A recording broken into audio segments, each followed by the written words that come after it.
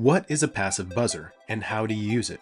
Let's find out. This is part 18 of the KEYESTUDIO 3701 sensor kit, the passive buzzer module. The passive buzzer is a speaker that can play various frequencies, but you'll need some code. Go to the Arduino IDE, then go to File, Examples, O2 Digital, then select toneMelody. Now you have two tabs. toneMelody.ino contains the code, pitches.h contains the notes and frequencies. The tone function does the real work. It uses the following parameters: pin, frequency, duration. Pin is the digital pin where the buzzer is connected.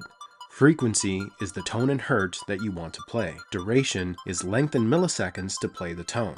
So here's what you'll need: an Arduino microcontroller, preferably the UNO version or similar, a 400 tie point breadboard, a USB cable, the passive buzzer module from the 3701 sensor kit, and 3 to 6 jumper wires. Place the passive buzzer module on the breadboard towards the middle, connect the pin labeled S to digital pin 8, connect the pin labeled minus to ground, leave the middle pin disconnected. Now here is what it looks like in the real world.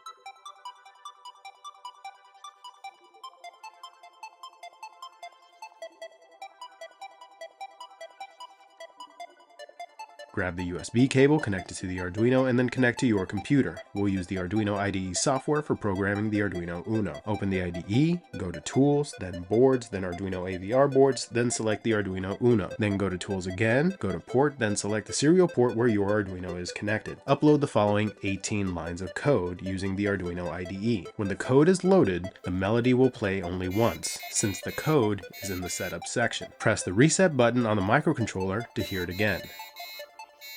Try modifying the code. Move the code from the setup section to the loop section and see what happens.